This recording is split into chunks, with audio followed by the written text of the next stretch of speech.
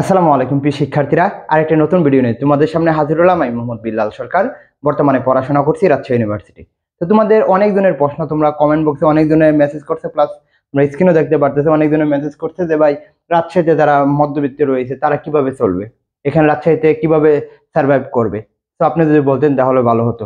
আমি কিন্তু ইতিমধ্যে এই 2 বছর 2টা ভিডিও দিয়েছি, কিন্তু যেহেতু এখন রিসেন্ট, যেহেতু এই বছর আরো অনেক কিছু চেঞ্জ হয়েছে, তো সেই দিকে বিবেচনা করে কিন্তু ভিডিওটা করা। আর ইতিমধ্যে আমি 2টা থেকে দুপুর 2টা থেকে 6টা পর্যন্ত পরীক্ষা দিলাম। বিশ্ববিদ্যালয় শুধু চিল আর চিল, আসলেই বুঝবা বিশ্ববিদ্যালয় কি। আচ্ছা যাই, সেটা আমরা কথা বলবো না।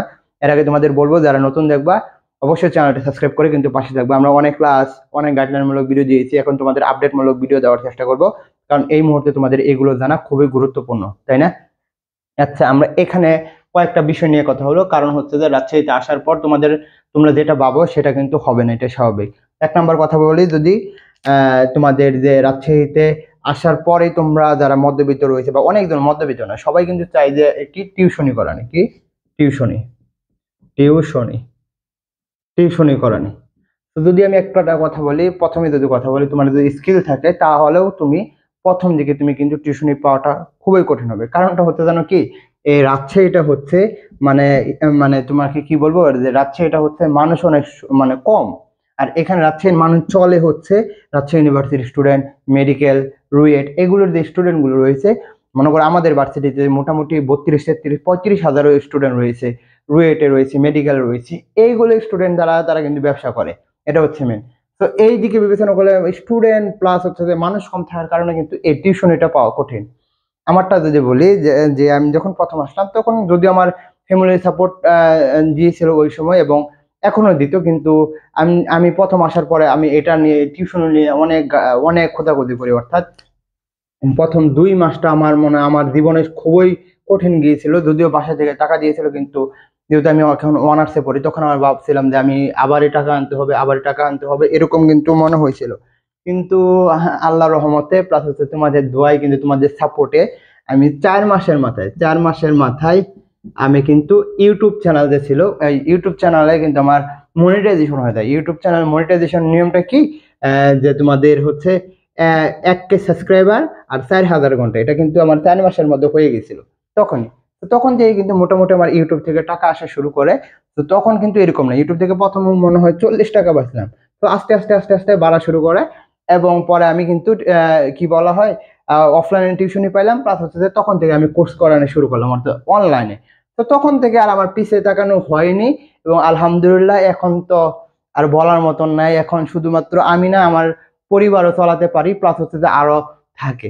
তো তোমাদের যদি মানে ওই প্যাশনটা থাকে যে আমি টিউশনে না পেলেও আমি অনলাইনে ক্লাস বা অনেক কাজ শুরু করব, তাহলে তুমি টিউশনের বাদেও কিন্তু অনেক কিছু করতে পারবা। 2 নম্বর হচ্ছে যে এই রাজশাহীর মধ্যে কিন্তু পার্ট টাইম জব পাওয়াটা খুবই কঠিন। যেটা যদি ঢাকাতে যাও তাহলে কিন্তু পার্ট টাইম জব পাবে, বা আমি যদি ময়মনসিংহ আমার যেহেতু ময়মনসিংহ বাসা, ওই ময়মনসিংহেও কিন্তু অনেক কিছু করা যায়, যেটা এই রাজশাহীতে তুমি করতে পারবে না।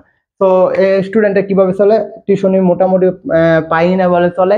2 নম্বর হচ্ছে যে টিউশনি না পেয়ে তারা কি করে, বা আমাদের বড় ভাইরা বা আমার বন্ধুরা যারা করে, তারা দোকান দেয়, ডিমের দোকান দেয়, বা একটা শপ খুলে বসে, বা অনেক কিছু আদার্স করে আর কি, মনে করো দোকান। এবং এমন কি কি দুঃখের কথা, আমাদের বিশ্ববিদ্যালয়ের স্টুডেন্টরা রিক্সাও চালায়।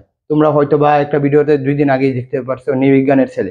যদিও এটা কাজকে কোনোদিন ছোট করা যাবে না, কারণ হচ্ছে যে কাজ কাজে, কিন্তু একটা বিশ্ববিদ্যালয়ের স্টুডেন্টদের অনেক বেশি ডিজার্ভ করে, যেটা আমাদের সরকার বা আমাদের পরিবেশ, আমাদের বিশ্ববিদ্যালয় দিতে পারে না। তো তুমি যদি ভার্সিটি আসতে হয়, তোমাকে আগেই ওই ফেসিলিটি নিয়ে আসতে হবে, যাতে তোমাকে এখানে তুমি চলতে পারো, সেটা কিন্তু তোমাকে করতে হবে। টিউশনি পাওয়ার আরেকটা নিন্দা টেকনিক হবে, যদি তোমার বড় ভাইরা টিউশনি করে, যদি ভার্সিটি বড় ভাইরা টিউশনি পায় না, কি বলবো। তো এই ভার্সিটির বড় ভাইদের সাথে যদি লিঙ্ক থাকে, তাহলে হয়তোবা টিউশনি পাবে, কিন্তু না পাওয়ার সম্ভাবনা প্রথম দিকে খুবই প্রবল হতে, প্রথম ফার্স্ট ইয়ার সেকেন্ড ইয়ার।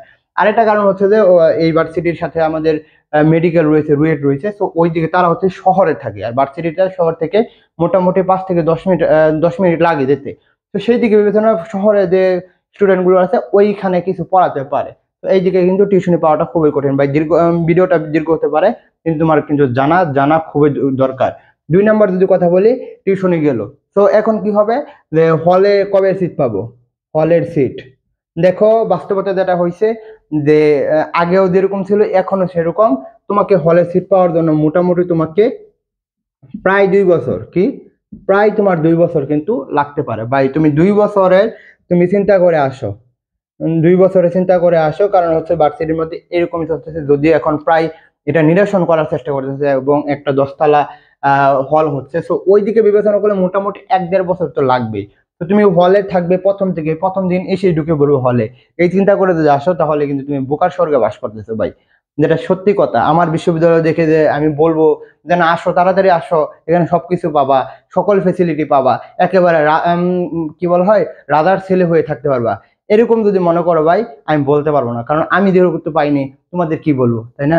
তো হচ্ছে যে এই 2 বছরের মোটামুটি এই 2 বছর পর তোমরা এই হলে সিট পাবা। 3 নম্বর যদি খাবারের মান, মানে হলের খাবারের মান মোটামুটি, মানে মোটামুটি হল তো হলের খাবারের মান যেরকম হয় কি মানে তুমি ওইখানে জাস্ট খেতে পারবে, কিন্তু তোমার ওই পুষ্টিটা কিন্তু আসবে না। তো তোমাকে একটা কথা বলবো, এই হলের খাবারের মান তেমন ভালো হবে না, যদিও কম টাকা দিয়ে খেতে পারবা। তো তুমি এসেই টিউশনি না করে তুমি একটা পার্ট টাইম, যেটা বলো অনলাইনে কোনো কিছু শুরু করবা। হয়তো পারে তুমি গ্রাফিক্স ডিজাইন শিখবা, ফ্রিল্যান্সিং শিখবা, বা অনলাইনে আমার মতন পড়াবা। তো এরকম করতে পারো, ইউটিউবিং খুলতে পারো, ব্লগিং করতে পারো। এখন মনে করে ব্লগিং করবো, ব্লগিং করাটাও একটা পেশা, একটা প্যাশন। মনে হয় আমি তোমাদের পড়াই প্লাস হচ্ছে তোমাদের জন্য ভিডিও বানাই, এটা আমার একটা প্যাশন, টাকা তো আসবেই। বুঝতে পারলাম, যখন তোমার প্যাশন থাকবে তখন টাকা এমনি আসবে। আচ্ছা, এটা হচ্ছে আমাদের হলের খাবার। পরে যদি কথা বলি, হল তো চলে গেল, তো হলেও থাকলাম না, এখন মেসে থাকলে কিরকম টাকা লাগবে।